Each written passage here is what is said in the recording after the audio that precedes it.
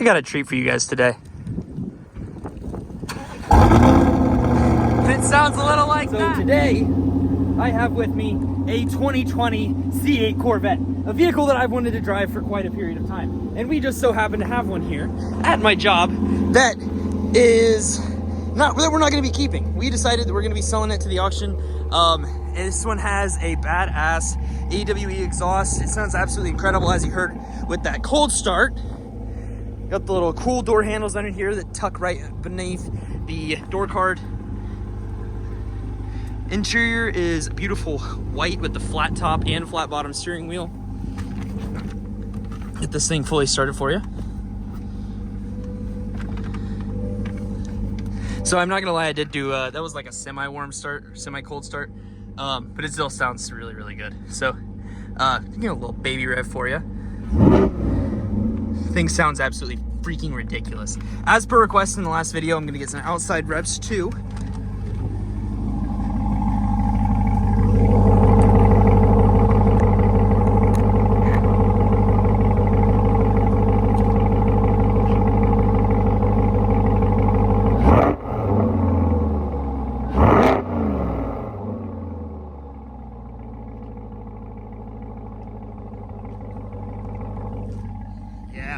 Yeah, I shouldn't be allowed to own one of these. So inside of the car, everybody's heard about these a lot. They have a, it's the first ever mid-engine Corvette, which is really freaking cool. It's got a frunk and it's got a regular trunk. I'm gonna pop that and pop the other one. Oh, there we are. These things are very, very low and hard to get out of. The front hood, it's actually not too bad. I could probably fit myself inside of there decently, but it's not too bad. If you add in the front and the rear trunk to this, it's perfectly usable for kind of like a daily driver kind of deal. The rear fully comes up and you actually have a full human size area back here. You can also see the red top engine with the gold coloring there. That looks absolutely awesome. It's a little bit dirty down there, but it is really, really cool. And you got the back glass that separates you there from the cabin. Soft close on the rear trunk as well. And we're gonna take this thing out for a quick little spin. Inside of here, as far as my initial quality review goes, these cars have been out for a while, so you've probably heard about all of this stuff already. But I think that it's kind of silly where the volume control is for the radio. It's actually very inconvenient to reach. It's behind the steering wheel. You've got these down here, which also for the radio controls, but they're not very good. They're kind of in a bad spot. But this is a driver's car, so it doesn't really matter. You've also got, you can cycle between different radio favorites and everything like that. Cruise controls in a normal position. Paddle shifters, good, high quality.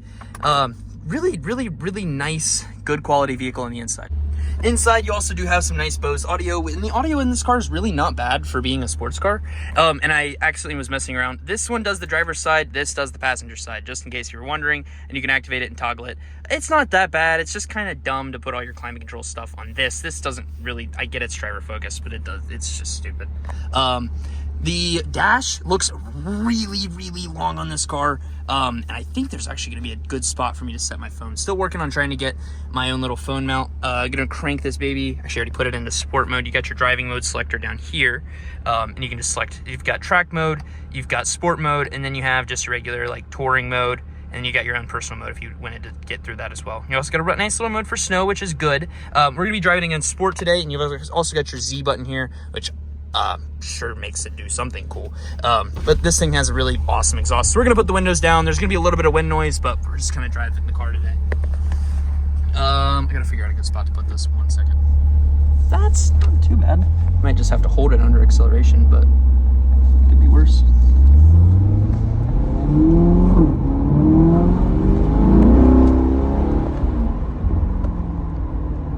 Torque is really good. The transmission makes good downshift sounds.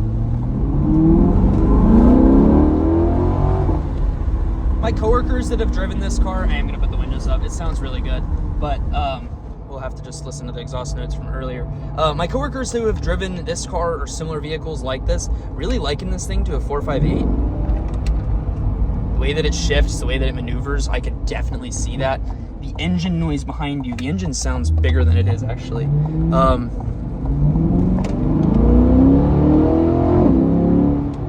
It's very, very agile, and it puts the power down in a way that sort of makes sense. It does not feel rear-wheel drive.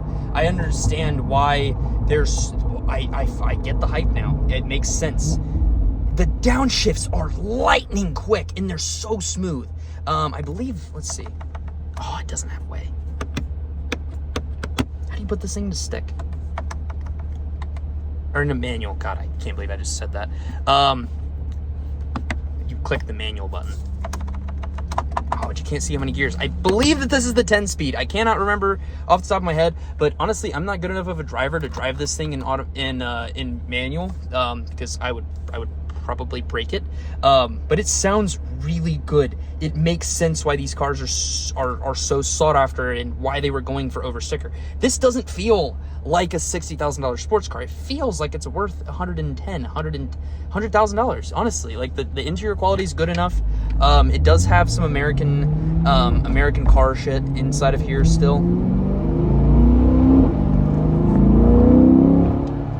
You just point it and it goes where you want it to go, and it's not too uncomfortable even in sport mode. If we switch it into track mode,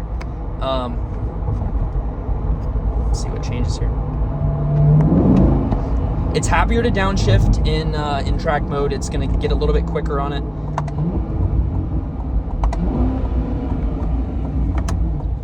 The paddles are very, very responsive, and it switches back into automatic very quickly. It doesn't make you like wait around. If you come to a full stop, it automatically goes. 5,500 RPMs is where it starts to run into redline.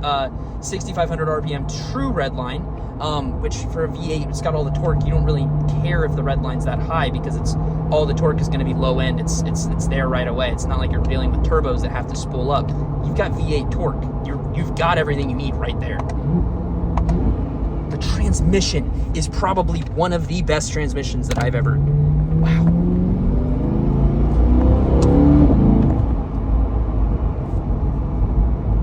The downshift snappiness. Wow.